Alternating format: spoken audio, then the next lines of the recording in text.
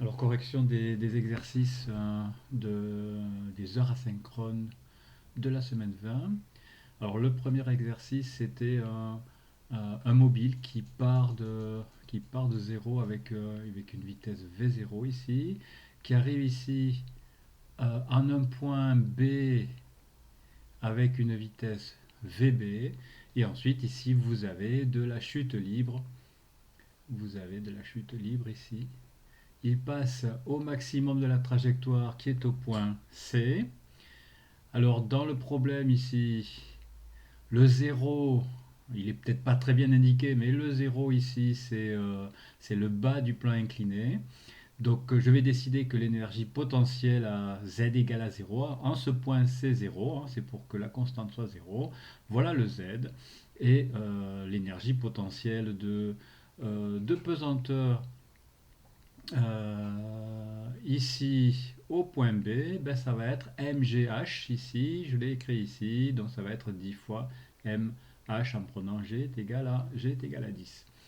Alors, ce que l'on veut, c'est le rapport de l'énergie cinétique au point B sur l'énergie potentielle de pesanteur au point B. Donc cette énergie potentielle de pesanteur, c'est simple, on l'a ici.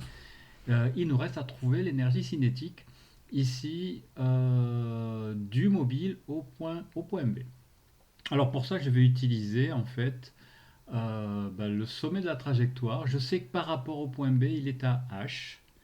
Et je vais utiliser la relation ici du mouvement uniformément varié, hein, la différence des carrés des vitesses Vy moins Vy au carré, pardon, moins Voy au carré est égal à 2 fois AY, Y moins Y0. Alors dans le cas de la chute libre, l'accélération, ben, c'est G qui est comme ça, hein, donc ça nous donne que AY c'est égal à moins 10 mètres par seconde au carré. Et donc ici, je vais appliquer cette relation entre le point C ici et le point B qui va me donner la valeur de la vitesse VB ou du carré de la vitesse ici au point B. Donc ici, Vy à C, bah c'est 0, hein, puisque ici, je sais que la vitesse ici, elle est horizontale, donc le Vy c'est nul. Le Voy, bah, ça va être le Vyb qui est Vb sinus alpha, l'angle alpha est là, est ici. Donc moins Vb carré sinus carré alpha. Ici, ça va être 2 fois l'accélération, donc 2 fois moins g, ça va être moins 20. Et ça va être ici, le y ici, le yc, c'est h, ici, moins 0, puisque j'ai pris mon repère ici. Donc ici, ceci me permet d'avoir, avec cette relation ici que l'on connaît pour les mouvements uniformément variés, ça me permet d'avoir le carré de la vitesse Vb au carré. Et donc je calcule, ça fait 80h sur 3. Donc l'énergie cinétique, un demi de mvb au carré, ben, ça fait 40 tiers de mh. Et donc j'ai l'énergie cinétique, j'ai l'énergie potentielle de pesanteur, je fais le rapport et je trouve 4 tiers. Et c'était la réponse C. Donc ça c'était le premier QCM. Alors le deuxième QCM, c'était un mobile qui se déplace avec une vitesse V0 qui va s'arrêter, ici, hein, donc vitesse égale à 0, et quand le ressort va se comprimer et le mobile va s'arrêter.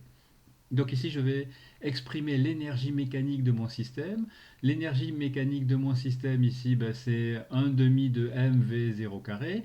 Je prends ici comme origine des énergies potentielles de pesanteur à 0 égale à 0. Donc ici, l'énergie potentielle de pesanteur, c'est 0 ici, et c'est 0 dans ce cas-là ici aussi, hein.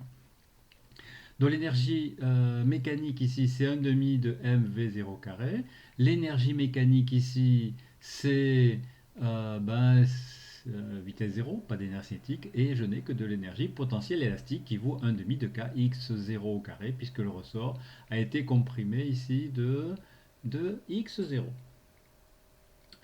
Alors on fait la même chose, mais on envoie maintenant le mobile avec une vitesse dont la valeur est bv0, de façon à ce que le ressort soit comprimé de x0 sur 2. Donc j'écris la même chose, hein. J'écris l'énergie cinétique de mon objet ici, qui est l'énergie mécanique, hein. Et ensuite j'écris que cette énergie mécanique, après, ici, quand le ressort est comprimé, ce n'est plus que de l'énergie potentielle élastique. Et donc ça veut 1 demi de x0 sur 2 au carré, hein. Ça fait x0 carré sur 4.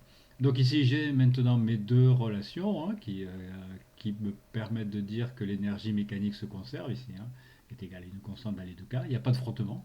S'il y avait des frottements, bien sûr, il n'y aurait pas conservation. Et donc avec ces deux équations, bah, j'arrive à trouver le petit b, hein. Donc ici, en fait, ce que j'ai fait, j'ai isolé ici un demi de m v0 carré que j'ai remplacé par un demi de kx0 au carré, ce que j'ai fait ici, hein. Donc, et après, je simplifie ici, il me reste b carré est égal à un quart, et donc b est égal à un demi. La réponse ici, c'est b.